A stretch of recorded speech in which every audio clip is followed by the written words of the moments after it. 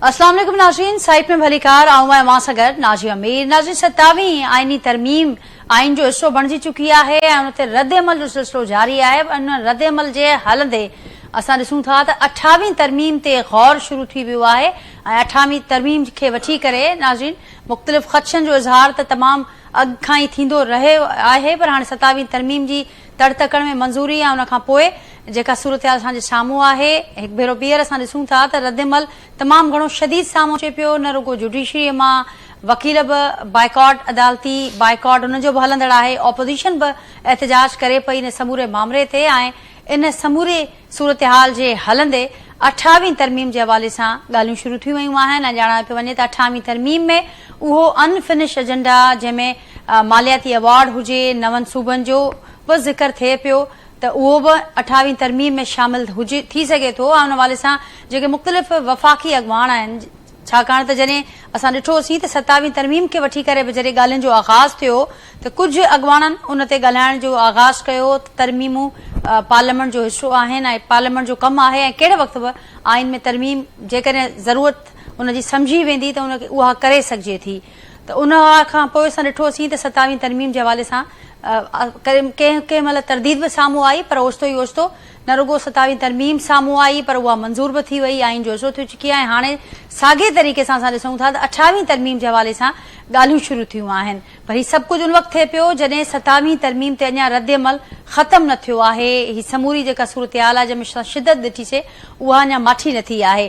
ॿिए पासे नाज़रीन इन हवाले सां जीअं ख़दशनि जो ज़िक्र कयोसीं ऐं उन ख़दशनि जो जेको समूरो असां चऊं त बुनियाद बि तंहिं ॾींहं ते पियो जॾहिं ऐवान अंदरि इन 27वीं तरमीम जी कामयाबी खां पोइ वज़ीर आज़म साहब पंहिंजी स्पीच में इहा ॻाल्हि कई त असां NFC हुजे या ॿिया मामला हुजनि उन्हनि ते मशावरत खां सवाइ अॻियां न वधंदासीं, पर इन शइ जो इज़हार थियो त इहा सोच ज़रूरु वफ़ाक़ अंदरि मौजूदु आहे ऐं उन खां पोइ ई नाज़रीन इन ॻाल्हियुनि जो बि आगाज़ थियो त हाणे जेको 28वीं तरमीम जो ज़िक्र थिए पियो त छा वफ़ाक़ी सरकार 28वीं तरमीम में उहो सभु कुझु जेको शामिल न थी सघियो 27वीं तरमीम में उहो शामिल करणु वञे पई ऐं जेके ख़दशनि जो इज़हार थिए पियो नवनि सूबनि खे वठी करे मालियाती अवार्ड में जेको सूबनि जो हिसो आहे जेको उनखे तहफ़ुज़ ॾिनल आहे उनजे ख़ात्मे खे वठी करे त उहे सभु मामला इन में शामिल थी सघनि था। इन मामले ते नाज़रीन गुफ़्तगू कंदासीं जेके प्रोग्राम में, उन खां सवाइ प्रोग्राम में गुफ़्तगू कंदासीं आज़ाद कश्मीर में असां ॾिसूं था त नई सरकार अची चुकी आहे, पाकिस्तान पीपल्स पार्टी जो जेको वज़ीर आज़म आहे उहो अची चुको आहे,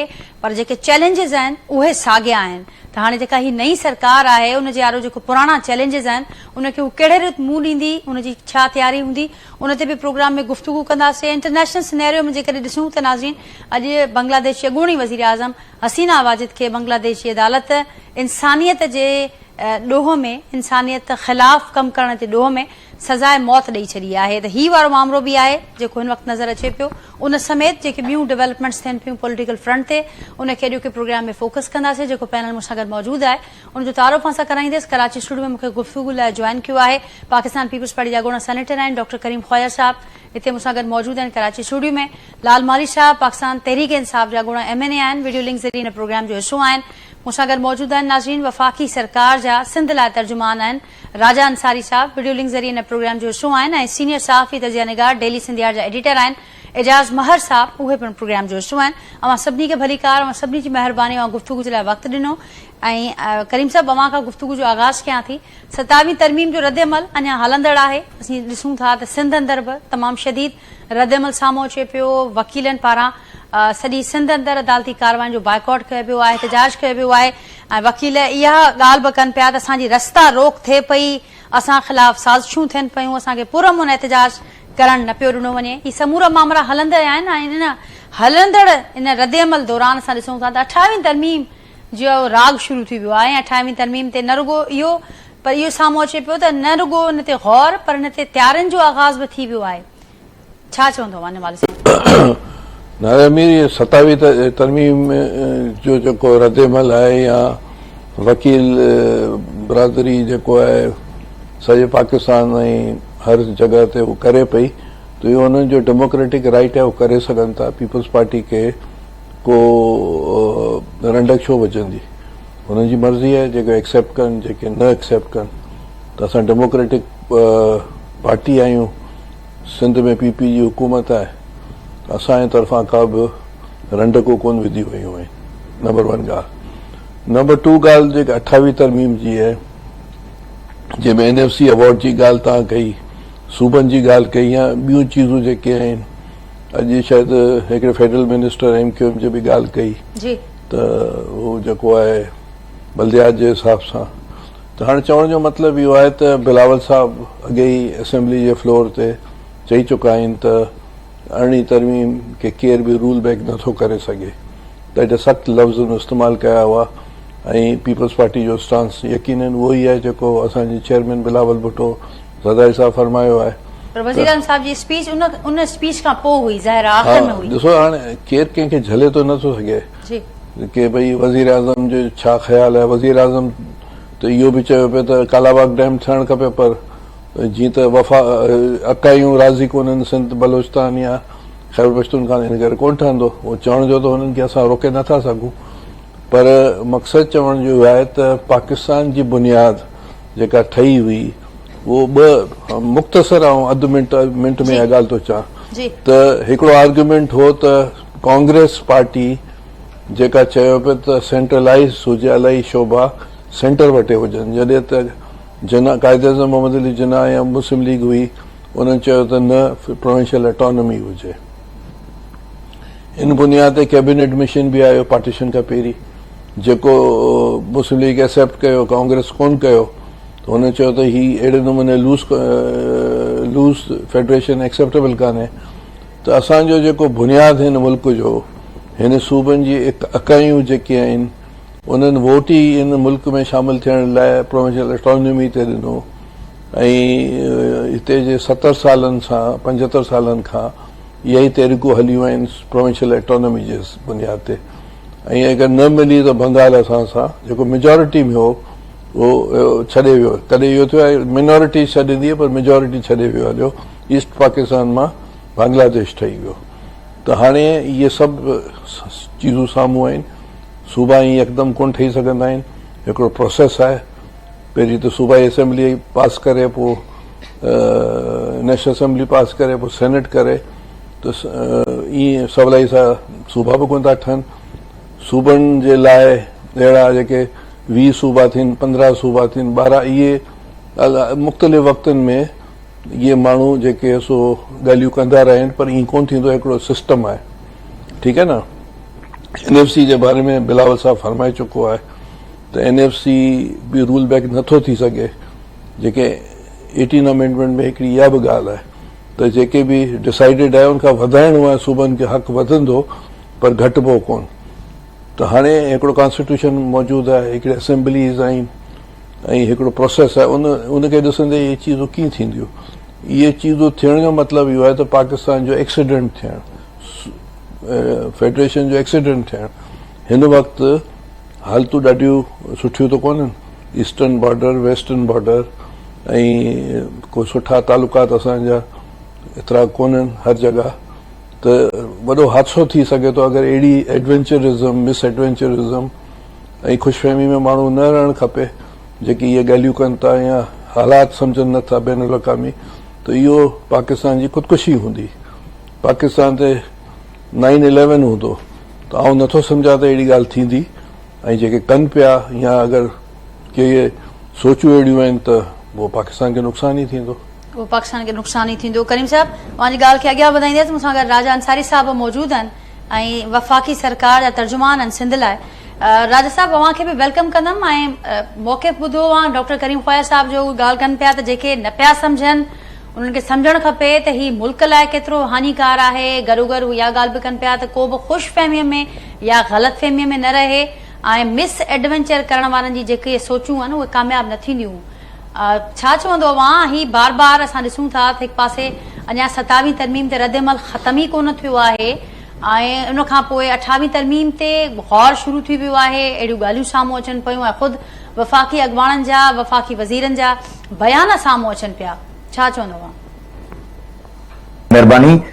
इशू इहो आहे त सभ खां पहिरीं त हीअ मां अर्ज़ु कंदो हलां त जॾहिं 27वीं तरमीम न आई हुई उन वक़्त बि सिंध जे अंदरि वकीलनि पारां बि ऐं प्लस ॿियूं सिविल सोसाइटी ऐं सोशल मीडिया ऐं कॉम्प्रेस तंज़ीमुनि पारां इहा हिकिड़ो शोशो छॾियो वियो हुयो, पंहिंजी सियासत खे हिकु ॿीहर ज़िंदा करण लाइ त 27 आइनी तरमीम में नवां सूबा ठहंदा, सिंध जे वसीलनि ते वफ़ाक़ कब्ज़ो करे वेंदो, मैजिस्ट्री निज़ाम नाफ़िज़ थींदो।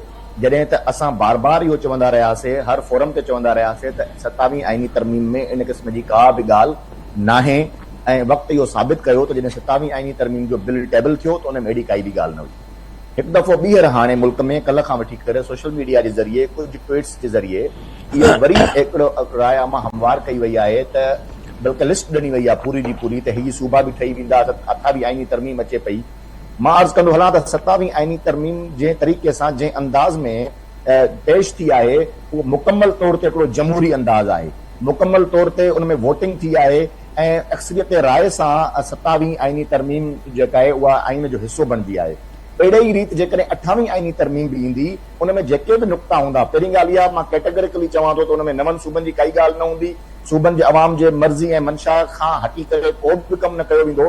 पर जेकॾहिं 28 आइनी तरमीम में जेके ॿियूं जेतिरियूं बि शयूं हूंदियूं उहे बि जमहूरी अंदाज़ में ईंदियूं, जेसिताईं उन ते कंसेंसस न थींदो, जेसिताईं 2/3 मेजोरिटी न मिलंदी, जेसिताईं असेंबली में मौजूद जेके अराकीन आहिनि उन्हनि जी तादाद पूरी न हूंदी 2/3 ताईं, तेसिताईं उहा आइन जो हिसो बणिजी नथी सघे। आइन में तरमीम करण जो हिकिड़ो तरीक़ेकार मौजूदु आहे। इन करे इन क़िस्म जूं शयूं हिन वक़्तु मंज़र आम ते आणे करे अवाम जे अंदरि गम ऐं गुस्से खे मां सम्झां थो वधाइण जी ॻाल्हि आहे ऐं गुमराह करण जी ॻाल्हि आहे, या किथे किथे वरी पंहिंजा सियासी दुकान चमकाइण जी ॻाल्हि आहे। त राजा साहब ही गुमराह केरु पियो करे? जीअं मां ज़िक्र कयो त जेको बिल टेबल थियो 27 तरमीम जो उन में अहिड़ी का ॻाल्हि शामिल न हुई, पर मूंखे यादि हूंदो त जेको पीपल्स पार्टी जे चेयरमैन पारां जेको ट्वीट कयो वियो उन में इन नुक़्तनि में उन्हनि ॿुधायो हो त NFC वारो जेको नुक़्तो आहे जेको सूबनि खे तहफ़ुज़ में जे लाइ उन जे ख़ात्मे वारो नुक़्तो शामिल हो। बाद में जॾहिं इहा ॻाल्हि ॿोल थी आहे, पीपल्स पार्टी सां मशावरत थी आहे, उन वक़्तु बि इहा ॻाल्हि साम्हूं आई त हीउ बिल्कुलु मुसविदे जो हिसो नुक़्तो ऐं उन ते पीपल्स पार्टी एतिराज़ वारियो, जंहिंखां पोइ हीउ नुक़्तो उन खां पोइ ही मामिलो ख़तमु कयो वियो ऐं वज़ीर आज़म साहब पाण फ्लोर ते बीह करे इहा ॻाल्हि कई त असीं 18 तरमीम हुजे ऐं मालियाती अवार्ड हुजे, कालाबाग डैम जो बि उन्हनि ज़िक्र कयो त सभिनी मामलनि ते असीं मशावरत खां सवाइ अॻियां न वधंदासीं, पर उन्हनि इन ॻाल्हि जो त इज़हार थियो त हिकु सोच मौजूदु आहे। ऐं हाणे बि जेका वफ़ाक़ी वज़ीर आहिनि, अॼु वफ़ाक़ी वज़ीर मुस्तफ़ा कमाल साहब बि ॻाल्हि कई आहे त जेकॾहिं पीपल्स पार्टी मकानी इदारनि ते नथी ॻाल्हाए त पोइ असीं बिल्कुलु हक़ बजा न हूंदासीं, पोइ अहिड़ी तरमीम बि ख़तमु थींदी, नवां सूबा बि ठहंदा। अताउल्ला तारड़ साहब जा बयान खणी ॾिसो, तव्हां बैरिस्टर अकील साहब जा बयान खणी ॾिसो, हू त हर शइ इज़हार कनि पिया त गुमराह करे केरु पियो? न ॾिसो, न अताउल्ला तारड़ साहब जे बयाननि में बि नवनि सूबनि जी ॻाल्हि कोन आहे ऐं न ई बैरिस्टर अकील जे बयाननि में ॻाल्हि आहे। ॾिसो, बुनियादी तौर ते जेका बिलावल ज़रदारी साहब जेको ट्वीट कयो हुयो उहो उन वक़्तु त अञा ड्राफ्ट तयार ई कोन थियो हुयो। उन वक़्तु सिर्फ़ु ऐं सिर्फ़ु हुकूमत पाकिस्तान पीपल्स पार्टी सां हिकिड़ो मुशावरती एजेंडा जेको आहे उहो शेयर कयो हुयो त असां हिननि शयुनि ते मशवरो करे सघूं था ऐं उन में NFC में सूबनि जो हक़ ख़तमु करणु न हुयो, बल्कि उन जे अंदरि हुयो त असां NFC अवार्ड खे अञा वधीक पावरफुल बणायूं त जीअं सूबनि खे जेके शिकायतूं आहिनि पैसा मिलण जी सूरत में उनखे वधीक शफ़ाफ़ करे सघिजे ऐं सूबनि जूं उहे शिकायतूं ख़तमु थियनि। आए ॾींहं ते वज़ीर आला सिंध हुजे, बलोचिस्तान, KPK उहे इहा शिकायत कंदा आहिनि त NFC अवार्ड में सूबनि खे पंहिंजो हक़ न पियो मिले। त असां पोइ राजा साहब जेकॾहिं ईअं हो ऐं NFC वधीक मज़बूत थियो पे त पोइ पीपल्स पार्टी राज़ी छो न थी सघी, हुनखे राज़ी छो न करे सघियो आहे? मां उहो अर्ज़ु कयां त अच्छा इंशाअल्लाह 28 आइनी तरमीम में जॾहिं असां NFC ते कानून साज़ी ऐं आइन साज़ी कंदासीं या तरमीमूं आणींदासीं, उनजी हिकु हिकु क्लॉज़ वाज़े कंदी त असां कहिड़े तरीक़े सां बहितर अंदाज़ में फॉर्मूलो खणी अचूं पिया जंहिंजे ज़रिए सूबा बि उन में लाज़मी ॻाल्हाए, सूबनि खां मशावरत थींदी ऐं जेसिताईं सूबनि जो इनपुट न हूंदो तेसिताईं त NFC जे हवाले सां आइन में का तरमीम आणे ई कोन था सघूं। पर फेडरल गवर्नमेंट चाहियो थी त असां अहिड़े क़िस्म जी का आइन साज़ी कयूं त जीअं ईंदड़ ॾींहनि में सूबनि खे तहफ़ुज़ात फंड्स जे हवाले सां घटि में घटि उहे ख़तमु थियनि। हाणे बेसिकली इशू इहो आहे त जेका नियत आहे उन ते शक कयो पियो वञे, पर असां इहा था चऊं, असां हिन का सफ़ाई कोन था ॾियूं, असां इहो था चऊं त बाबा तव्हां फॉर सेक ऑफ आर्ग्यूमेंट जेकॾहिं इहो सम्झो बि त 28 आइनी तरमीम में ही सभु शयूं जेके इल्ज़ाम असांजे मथां लॻनि था इहे हुजनि बि त बि मुस्लिम लीग नून वटि एतिरी अक्सरियत आहे ई कोन त हू आइनी तरमीम पास कराए सघे। उनजे लाइ ज़रूरत आहे, ज़रूरी असांखे आहे त असांजा ख़ासि तौर ते पीपल्स पार्टी इवन MQM ऐं मुस्लिम लीग नून मिली करे बि उन में 2/3 मेजोरिटी कोन्हे। असांखे हुन सां गॾु ANP बि खपे, असांखे JUI खपे, असांखे पीपल्स पार्टी जा वोट खपनि। इन करे इहा मिथ क्रिएट असां था सम्झी सघूं था। मिथ त ज़रूरु थी सघे थी, कंहिंजो ख़्यालु ज़रूरु थी सघे थो, पर हक़ीक़त ईअं न आहे। ऐं जेसि ताईं सभई जेके क़ौमी असेंबली में पार्टियूं मौजूदु आहिनि, जेसि ताईं उन्हनि में कंसेंसस डेवलप न थींदो ऐं 2/3 मेजोरिटी असांखे न मिलंदी, तेसि ताईं 28वीं तरमीम नथी अची सघे। 27वीं तरमीम बि मेजोरिटी सां ई आहे। ठीकु, लाल साहब छा चवंदो अवां? मौक़े ॿुधो अवां करीम ख़्वाजा साहब जो ऐं राजा साहब जो। राजा साहब कैटेगोरिकली इहा ॻाल्हि कनि पिया त नवनि सूबनि जो को ज़िक्र कोन हूंदो 28वीं तरमीम में, पर हू ॻाल्हि कनि पिया, इन ॻाल्हि खे हू कनि पिया एक्सेप्ट त NFC जे हवाले सां 28वीं तरमीम में ज़रूर ज़िक्र हूंदो, थी सघे थो, ऐं उन खां पोइ उन ते वरी मशावरत थींदी। छा चवंदो अवां? महिरबानी डाजिया। सभ खां पहिरीं त असीं सम्झूं था त नवाज़ लीग, पीपल्स पार्टी ऐं MQM इहे टई सिस्टर पॉलिटिकल पार्टीज़ आहिनि। ही के मजबूर जे तहत हिननि जो एजेंडा हाणे हिकु ई आहे ऐं इहो एजेंडा हिननि खे ताक़तवर धुरियुनि खां मिलंदो आहे। हिननि जो कमु सिर्फ़ हुननि खे इम्प्लीमेंट करणु आहे, हिननि जो कमु पॉलिसी जोड़णु न आहे। माज़ी में बि जेका ही त आइन में तरमीम आहे, पर का मूं चवंदो आहियां त सुधरियल मुल्कनि में जॾहिं का कानून में को तरमीम थींदी आहे त उन खे अवाम जे डिस्कोर्स में आंदो वेंदो आहे, उन ते बहस मुबाहिसो थींदो आहे।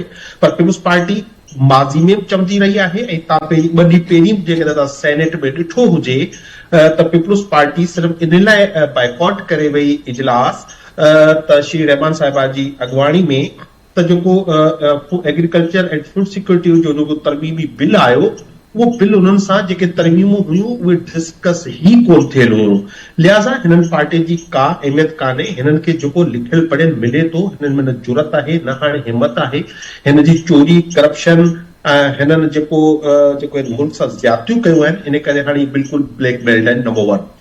नंबर 2, इहो हमेशह हिकिड़ो स्मोक स्क्रीन पहिरीं क्रिएट कयो वेंदो आहे ऐं पोइ हिकिड़ी शइ छॾे जेको हुननि खे उन वक़्त ते नाहे करणी हूंदी, ॿियनि ते फौरी तौर ते एग्री कयो वेंदो आहे। जीअं अहिड़ी तरमीम उन वक़्तु हुननि खे कुझु कोन करणो हो, उन 27वीं तरमीम में हुननि खे सुप्रीम कोर्ट जो आज़ाद सुप्रीम कोर्ट जो ख़ात्मो करणो हो, आज़ाद अदलिया जो ख़ात्मो करणो हुयो, सदर साहब खे ऐं ताक़तवर धुरियुनि खे कानून खां मथां हिकिड़ो दर्जो ॾियणो हुयो त हिननि सां पाकिस्तान जो को बि कानून को सवाल न करे सघे, ऐं इहो ई हुननि सॼो कयो। लिहाज़ा ही जेके तरमीम जेको आई 27वीं, उन में हिननि जो इहो हुयो ऐं अहिड़ी तरमीम जो सिर्फ़ हिकिड़ो स्मोक स्क्रीन क्रिएट कयो वियो हुयो।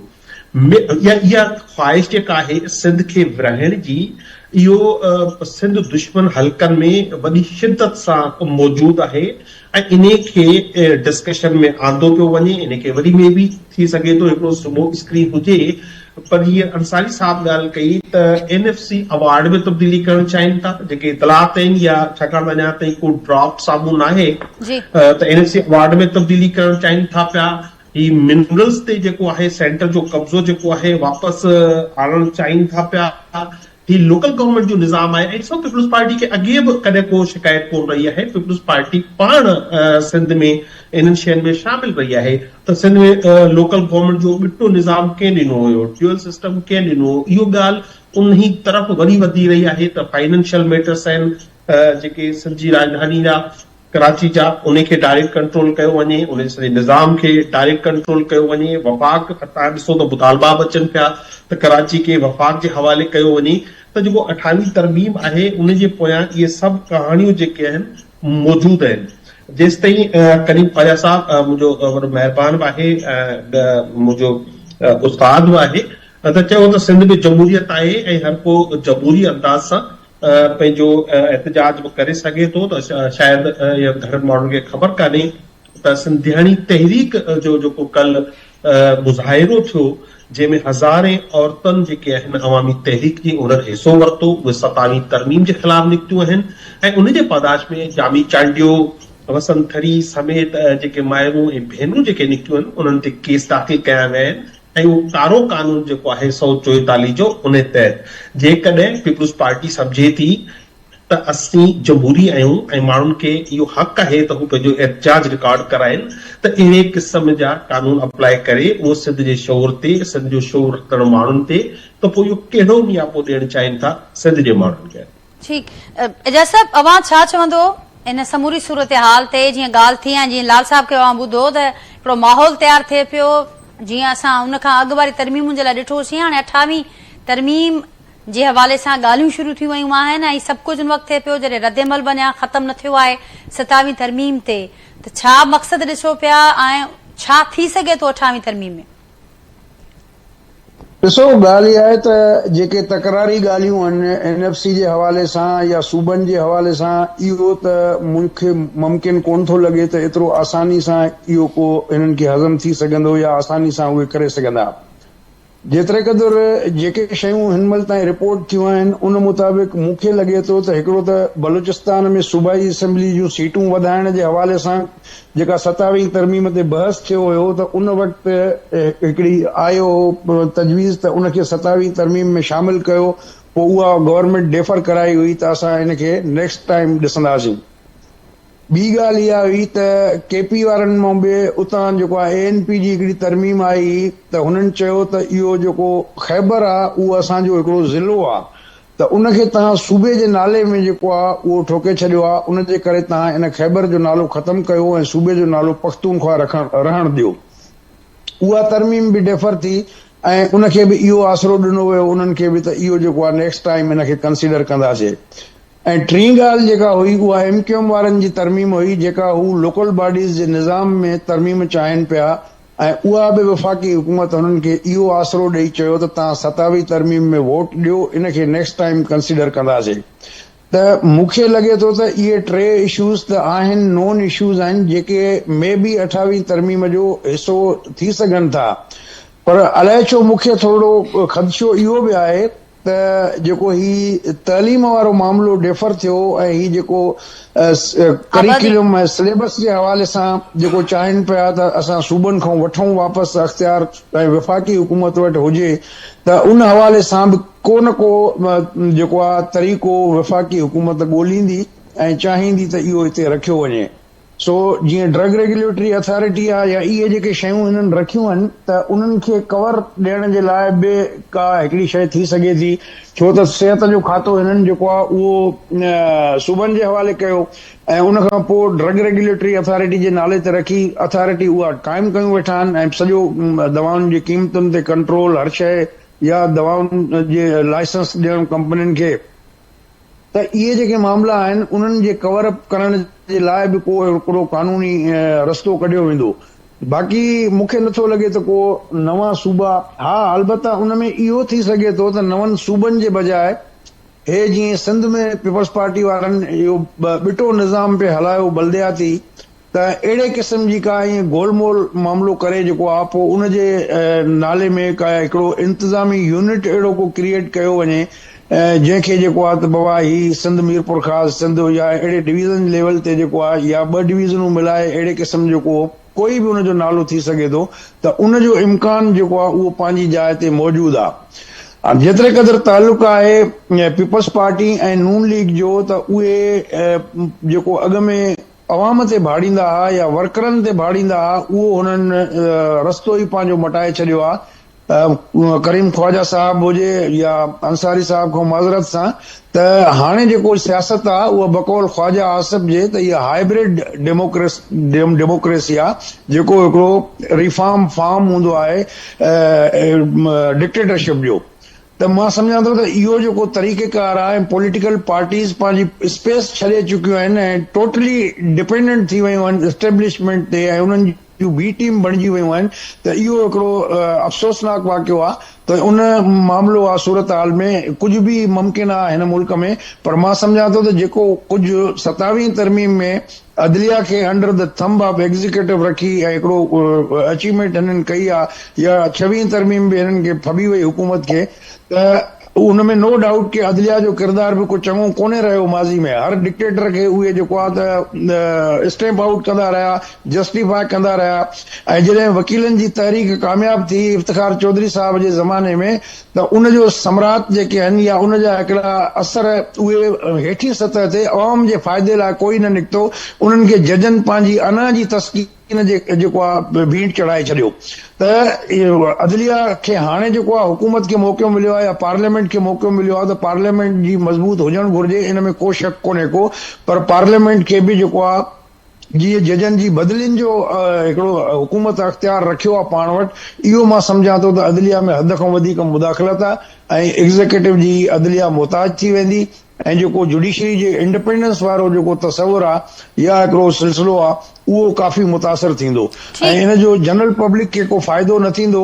हुकूमत जी तस्कीन ज़रूर थींदी ऐं जीअं अॻु में अदलिया पंहिंजे अनाउनि जी तस्कीन कंदी रही आहे, हाणे वक़्त जा हुक्मरान पंहिंजे अनाउनि जी तस्कीन कंदा रहंदा। ठीक, पर एजाज साहब हाणे जेको रद्दअमल जो मां ज़िक्र कयो त 6वीं तरमीम त फबी वई, पर हाणे 27वीं तरमीम ते जेको रद्दअमल साम्हूं अचे पियो, इहो कीअं ॾिसो पिया? माठो थींदे ॾिसो पिया? हिन में शिदत अव्हांखे नज़र अचे पई इन ॾींहनि में? ॾिसो, हाणे डिपेंड थो करे त पीटीआई केतिरो पब्लिक खे मोटिवेट करे थी। हिननि जेका कॉल ॾिनी हुई उन जे हवाले सां जेको आहे अहिड़ो को ख़ासि त नज़र नथो अचे। वकीलनि में बि काफ़ी डिवीजन नज़र थी अचे पई ऐं जहिड़े तरीक़े सां 6वीं तरमीम ते वकील डिवाइड हुया, अहिड़े तरीक़े सां उहे बि डिवाइड आहिनि। अदलिया बि जेको आहे ऑलमोस्ट तव्हां ॾिठो त जेको ही 2 सीनियर जज हुया सुप्रीम कोर्ट जा, उन्हनि पंहिंजी जेको आहे रिज़ाइन करे जान छॾाई। त इन मां लॻे थो त माना हिननि खे इहो यकीन थी चुको। हालांकि हिननि ॿिन्ही जजनि इहा डिमांड कई त फुल कोर्ट घुराई वञे ऐं चीफ जस्टिस तेसिताईं फुल कोर्ट घुराइण जो ऐलान न कयो जेसिताईं 27वीं तरमीम ते सदर सही न कई। छो त जॾहिं हिकिड़ो अमल मुकमिल थिए ऐं उन ते बिल जेको आहे कानूनी हैसियत बणिजी वञे त उन खां पोइ ई उन जे ख़िलाफ़ का पिटीशन ॿुधी सघिजे थी। मां सम्झां थो इहो काफ़ी हद ताईं हिकिड़ो अदलिया जे तरफ़ां वाइज़ एक्शन हुयो ऐं उन्हनि वेट कयो। जीअं ई प्रेसिडेंट उन ते साइन कयो, उन्हनि खां पोइ उन्हनि को फुल कोर्ट घुराई। त हिननि 2 जजनि जेका इस्तीफ़ा ॾिनी, त इहा हद दर्जे जी इन्हनि जे मायूसीअ खे ज़ाहिर करे थी। जेकॾहिं हिननि खे थोरी बि उमेद हुजे या फुल कोर्ट मां 27वीं तरमीम जे लाइ का रेज़िस्टेंस ईंदी त ही इस्तीफ़ा शायदि न ॾियनि हा। त हिननि खे अंदरूनी खाना पंहिंजे साथी जजनि जे किरदार जो, साथी जजनि जे राय जो ऐं ॿियनि जेके रियासत जा इदारा आहिनि उन्हनि तरफ़ां जीअं मैनिपुलेशन वग़ैरह कई पई वहे, त उन माहौल खे नज़र में रखंदे हिननि इस्तीफ़ा में पंहिंजी जेको आहे उहो जान बहितर सम्झो त इहो प्लेटफॉर्म हाणे ई छॾिजे। त उन माहौल में मूंखे नथो लॻे त कोई अहिड़ी का वॾी रेज़िस्टेंस डेवलप थींदी। छो त जुडिशरी बि डिवाइडेड आहे, वकील बि डिवाइडेड आहिनि, पॉलिटिकल पार्टीज़ बि डिवाइडेड आहिनि।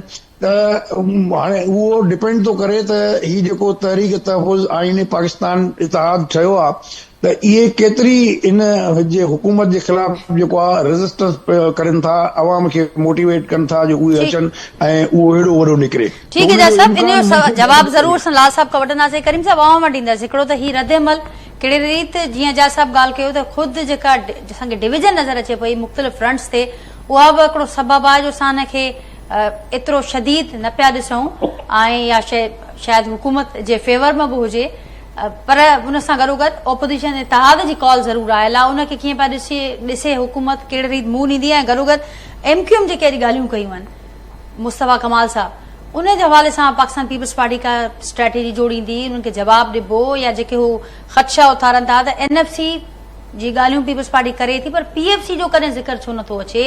मकानी दरनि ते पीपल्स पार्टी छो ख़ामोश थी वञे?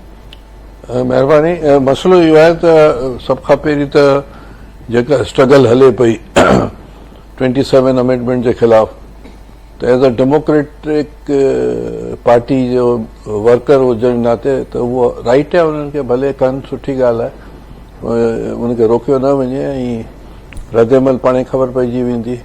ज़रूरु डिवाइडेड आहे। असांजे दोस्त एजाज़ मेहर चयो त अदलिया बि डिवाइडेड आहे, जजिस बि डिवाइडेड आहिनि, वकील बि डिवाइडेड आहिनि। हाणे इहो तव्हां ॾिसो न, इहे जेके चीज़ूं ठहियूं आहिनि इन खे कंटिन्यूएशन तव्हां 52 खां रखो, जॾहिं नज़र ज़रूरत जस्टिस मुनीर कयो। अॻिते हली करे इन अदलिया जेको आहे सो मार्शला खे वैलिडेट कयो, पंहिंजो जस्टिस मुनीर ई कयो। उन खां पोइ तव्हां ॾिसो त जनरल ज़िया जो जेको आयो टेक ओवर, उनखे बि वैलिडेट कयो वियो। उन खां पोइ जेको आहे सो परवेज़ मुशर्रफ खे बि वैलिडेट जजिस कयो, ऐं हेसि ताईं चयो इरशाद हुसैन जज हो जंहिं चयो त जेका बि तव्हांखे करणी आहे अमेंडमेंट बि जनरल करे सघे थो। एतिरी हुननि फ्लैक्सिबिलिटीज़ ॾेखारियूं, जनरलनि खे हुननि ॾिनियूं।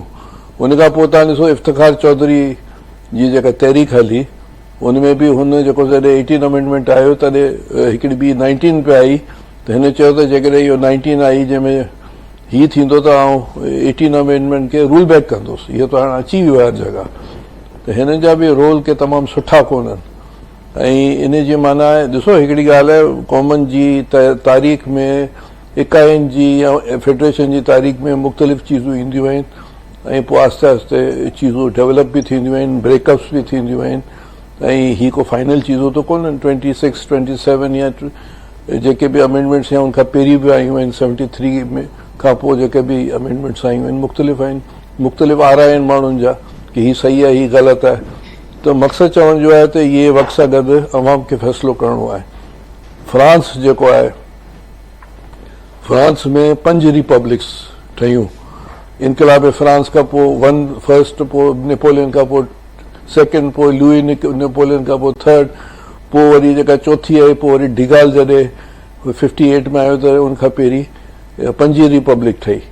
त आइन में चीज़नि में अमेंडमेंट्स थींदियूं रहंदियूं आहिनि, ऐं जेके माण्हू सड़कनि ते आहिनि एज़ अ डेमोक्रेट हुननि जो राइट आहे बिल्कुलु अग्री कनि डिसअग्री कनि। जेसिताईं मुस्तफ़ा कमाल जो तालुक़ु आहे, मूंखे चवणु न खपे हिननि जो को वोट बैंक कोन्हे। वोट बैंक वरी बि अगरि आहे MQ में त अल्ताफ़ हुसैन जो आहे, उनजो लाइन ऑफ एक्शन या उनजी सोच हिननि खां मुख़्तलिफ़ आहे जेको हिननि जे लाइ चए थो। बाक़ी हाणे इहे धमकियूं ॾियणु कि बाबा असां हीउ कंदासीं हू कंदासीं, उहो पंहिंजी इलेक्शन ई कोन खटी, अलाए कीअं खटी आयो आहे। सो इन्हनि में बि डिवाइडेड आहे। हू जेको आहे मुस्तफ़ा कमाल जो ग्रुप आहे, ॿिए पासे हू जेको ॿियो ग्रुप आहे जंहिंमें ॿियो जेको डॉक्टर साहबु आहे। त हाणे उन ते हाणे छा तबसरो कयूं, उनजे तबसरनि सां या उनजे बयाननि सां हिकिड़ो प्रोसेस आहे, जंहिं प्रोसेस जे तहत चीज़ूं थियनि थियूं। परवेज़ मुशर्रफ जे दौर में जहिड़े नमूने हुननि जेका बलदियाती निज़ाम जेको कयो, सिर्फ़ु कराची जेको सिंधी राजधानी लाइ कयो, लाहौर पेशावर कोयटा जे लाइ त कोन कयो। पाकिस्तान में त मुख़्तलिफ़ शहर आहिनि, उन्हनि खे उन्हनि उहो पावर्स त कोन ॾिना हुआ जेको कराची में जेको सिस्टम हिन रखियो। परवेज़ मुशर्रफ हिकिड़ो एथनिक मेंटेलिटी वारो तंग नज़र जेको आहे सो जनरल हो। उहो पाण खे चवंदो हो त आउं तमामु प्रोग्रेसिव आहियां, पर प्रोग्रेसिव कोन हो। सो हू जेको एथनिक मेंटेलिटी रखंदड़ माण्हू हो। हे सभु जेके माण्हू आहिनि उनजी छतर ऐं साए जे हेठि आहिनि। त हाणे ईअं त कोन थींदी त जेको आहे सिंध में बिटो निज़ाम हुजे हिकिड़े पासे, हिकिड़ी ॻाल्हि ॿिए पासे। ॿी ॻाल्हि आहे त सूबनि मूबनि जी त ॻाल्हि इलाही परे जी आहे। पहिरीं त ॻाल्हि इहे सभु पार्लियामेंट में डिस्कस थींदियूं, ऐं इहे जेके चाहिनि पिया उहे चीज़ूं त कोन थींदियूं। उहो त लाहौर में बि इहो थियणु खपे, पिंडी में बि थियणु खपे, पेशावर में बि थियणु खपे, कोयटा में बि थियणु खपे। सिर्फ़ु पाकिस्तान में सिर्फ़ु हिननि खे सिंध जी राजधानी नज़र थी अचे कराची, ईअं त कोन थींदो न। त हाणे ॿी ॻाल्हि, आख़िरी ॻाल्हि, आख़िरी ॻाल्हि ये प्रोविंस जो इशू है, ये प्रोविंस जो इशू है। प्रोविंशियल असेंबलीज़ फैसला कंदी, हे कोई कंहिंजे चवण तहत सिस्टम चेंज थोड़ी थींदा आहिनि। ठीकु, अवां चओ पे सूबाई फ़ैसिलो आहे ऐं सूबाई मैटर आहे, उनखे सूबा ॾिसंदा। राजा साहब, अवां छाकाणि त जॾहिं 27 तरमीम जे वोट वारो मरहलो हो त उन वक़्तु MQ में इहा ॻाल्हि रखी ऐं उन्हनि खे ख़ातिरी बि कराई वई त इन मामले ते करीम साहब जो मौक़िफ़ मां ॿुधो त प्रोविंशियल मैटर्स आहिनि। ऐं कीअं ॾिसो पिया जेको MQ मौक़िफ़ ॾे पई इन समूरे मामले ते?